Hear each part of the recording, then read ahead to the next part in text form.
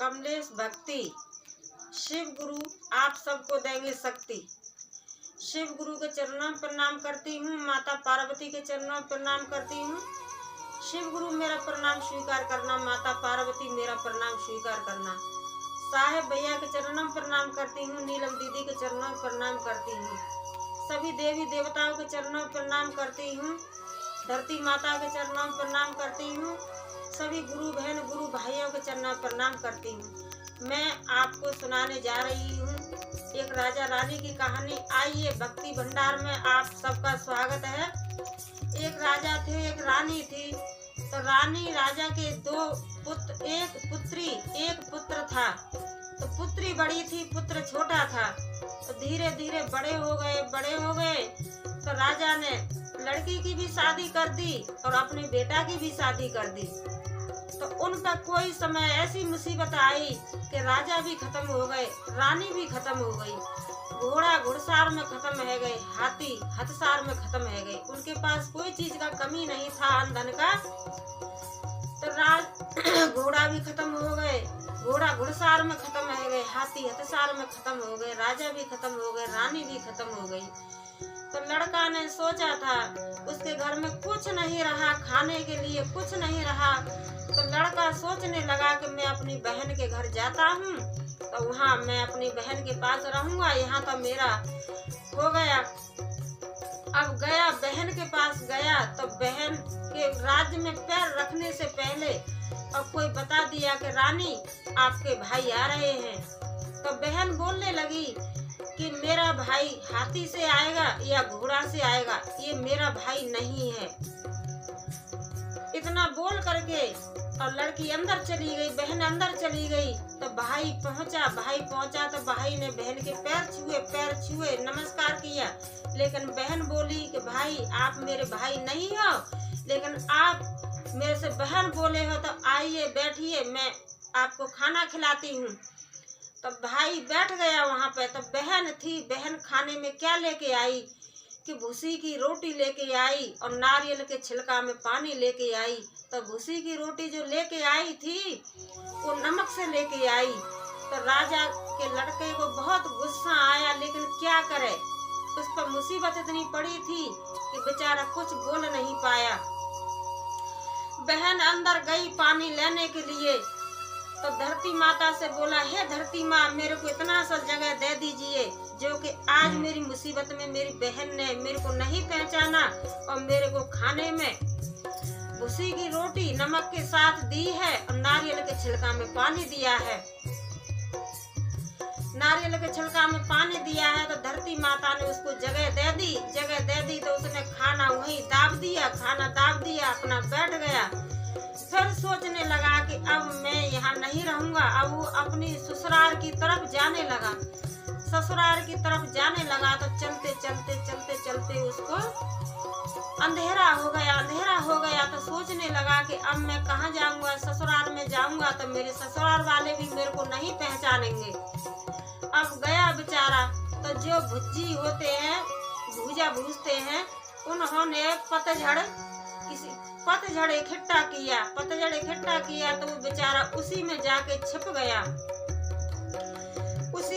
छिप गया। तो सवेरे भुजनिया गई अपना भूजा भूजने के लिए, वही कबाड़ा लेने के लिए जिससे आग जलाते हैं। गई तो उसने कबाड़ा अपना उठाया, तो उसमें तो वो सो रहा था। तो भुजनिया बोली कि बाबू आप कौन हो, कहाँ से आए हो? तो बताने लगा कि मैं मुसीबत का मारा हूँ, मेरे को बहुत मुसीबत पड़ी है कि तू बेटा मेरे साथ चल और तू मेरे जो भूजा भूजती हूँ उसी में और मेरे साथ में काम करवाना, वही मेरे साथ रहना। तो लड़के को लेके गई। तो बेचारा भूखा तो था ही। तब भुजनिया जो भूजा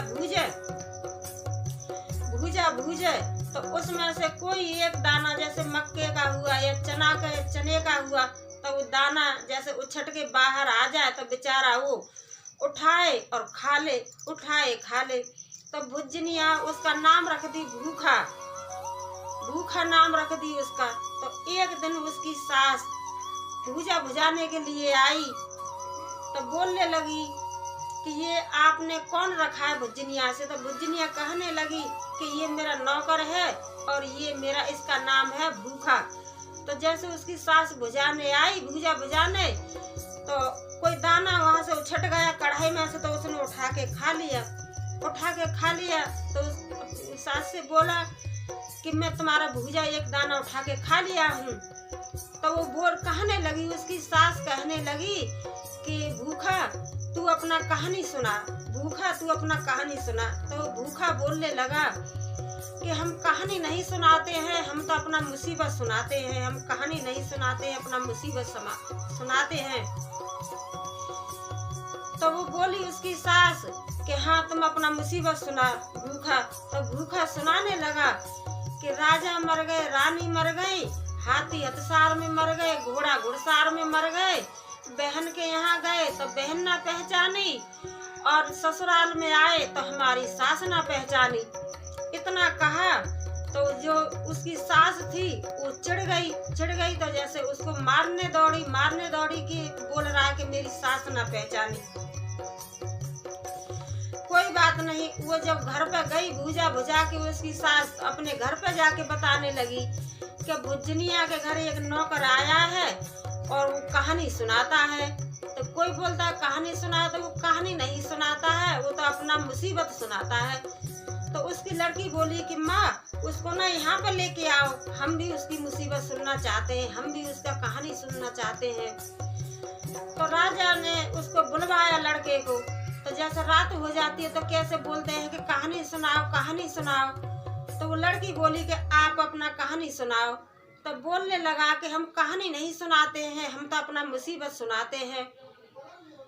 तो लड़की बोलने लगी कि हाँ अपना मुसीबत सुनाओ।